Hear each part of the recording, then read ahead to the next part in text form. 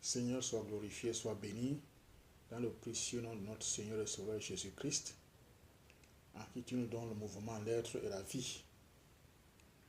Par ton amour et par ta grâce manifestée, tu nous vivifies et tu nous donnes l'espérance à la vie éternelle.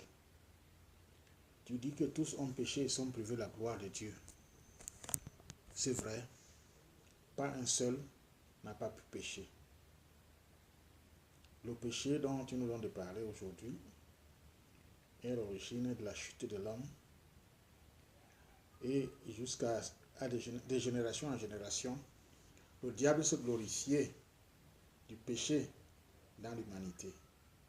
Aujourd'hui, il est devenu le péché originel, c'est-à-dire que le péché, depuis le commencement jusqu'à la fin de l'humanité terrestre, le péché a régné et il règne encore, avec la différence que Jésus-Christ, notre Seigneur et Sauveur, est venu par ta grâce manifester son amour pour éteindre tous les traits enflammés de l'ennemi, pour détruire le guillon du diable qui a imposé le péché à tout le monde sans choix,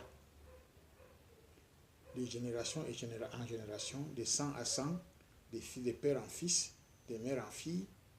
On est entré dans le péché héréditaire de sang et de chair. Et par la grâce manifestée au temps marqué, tu as dit, trop c'est trop, mon humanité va être sauvée de ce péché, va être sauvée des conséquences de ce péché, c'est-à-dire de la souffrance et de la mort. Et je veux ramener mon humanité dans l'éternité dont je l'ai prédestinée avant même la création de ce monde, avant même qu'il ne soit créé dans ce monde. Moi, j'avais prévu que l'homme devrait vivre l'allégresse, son obéissance et sa joie avec moi d'éternité en éternité. Donc, si on peut parler de grades. Le premier gradé des hommes créés sur la terre a été dégradé.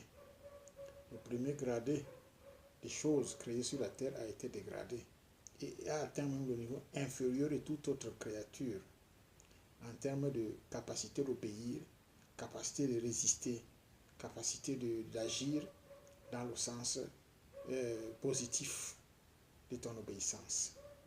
Tu as vu que l'homme a été esclavagisé par le diable, l'homme a été désorienté par le diable, l'homme a été assujetti par le diable, jusqu'à ce que tu élargisses ton amour et que tu viennes délivrer toi-même l'humanité. La Bible dit que tu es venu se réconcilier avec